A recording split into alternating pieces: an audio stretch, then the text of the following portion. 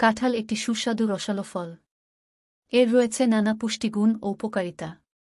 কাঁঠালে beta carotene, vitamin A, C, B one, B two, potassium, calcium, magnesium সহ নানা রকমের পুষ্টি ও খনিজ উপাদান পাওয়া যায়। এই সকল উপাদান আমাদের শরীরকে সুস্থ ও সবল রাখতে সাহায্য করে। আজ আলোচনা করব কাঁঠালের মুচি পচা রোগের লক্ষণ ও প্রতিকার সম্পর্কে। কাঁঠালের মুচি পচা রোগ ইনফ্লোরেসেন্স ওয়ার অফ জ্যাকফ্রুট ওয়েজাপাসপ ছত্রাকের আক্রমণে হয়ে থাকে।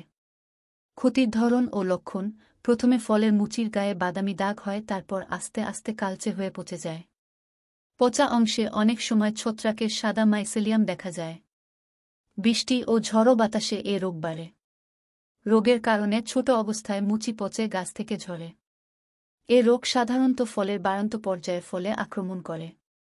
প্রতিকার ব্যবস্থাপনা: কাঁঠালের আক্রান্ত মুচি ছিঁড়ে মাটিতে পুঁতে ফেলতে হবে। সবসময় গাছ পরিষ্কার পরিচ্ছন্ন রাখতে হবে। মুচিতে ১ বর্দ মিক্সচার বা ২ গ্রাম ডাইথেন M4-৫ বা রিডোমেল গোল্ড বা ০.৫ মিলি ফলিকুর প্রতি লিটার পানিতে মিশিয়ে ১-২-১-৫ দিন অন্তর ২-৩ বার স্প্রে করা। M4 প্রতি ১০ লিটার পানিতে ২০ গ্রাম মিশিয়ে স্প্রে করতে হবে। পূর্বপ্রস্তুতি: ফল সংগ্রহ শেষ হলে গাছের মরা ডালপালা, ফলের বোটা, রোগ বা পোকা আক্রান্ত ডালপালা ও অতিঘন ডালপালা ছাঁটাই করে পরিষ্কার করে দিতে হবে। পরিষ্কার করার পর একটি ছত্রাকনাশক ও একটি কীটনাশক দিয়ে পুরো গাছ ভালোভাবে স্প্রে করে রাখা ভালো।